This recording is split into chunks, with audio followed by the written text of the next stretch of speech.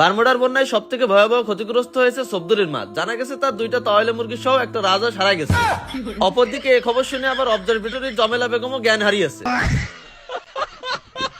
এত হতাহত আর ক্ষয়ক্ষতির পরে কারিনা লোকবল নিয়োগ করেছে ম্যাপটাকে আপডেট করার জন্য। প্রায় কয়েক লাখ শ্রমিক দিনরাত 24 ঘন্টা কাজ করতেছে এখানে। এমনকি ম্যাপের মধ্যে কলা গাছও রোপণ করেছে 3 চোদ্দা। আর ভেন্ডিং মেশিনের জায়গায় দেওয়া হয়েছে চিপসের দোকান। এখন থেকে টোকেন দিয়ে আপনি চিপস খেতে পারবেন। বন্যায় এত মানুষের মৃত্যুর পরে কারিনা তৈরি করেছে নতুন আশ্রয় কেন্দ্র, যেটা সিঁড়ি দেওয়া হয়েছে সরাসরি মিল থেকে। পুরোপুরি শূন্যের উপরে ভাসতেছে এই আশ্রয় কেন্দ্র। প্রতিবেদনে জানানো হয়েছে একসাথে কয়েক হাজার নাবিকাতাড়ি এইখানে গিয়ে আশ্রয় নিতে পারবে। তবে আশ্রয় কেন্দ্র তৈরি করে হয়েছে এক বিপত্তি। এর উপরে থাকা ভীষণ বড় এক প্যারাশুট নিয়ে লাফ দিয়েছে একশো। ফায়ার সার্ভিসের 3 ইউনিট 3 ঘন্টা কাজ করার পরে তাকে উদ্ধার করেছে। তবে তার হাত পা কোনো কিছুই আস্ত নেই।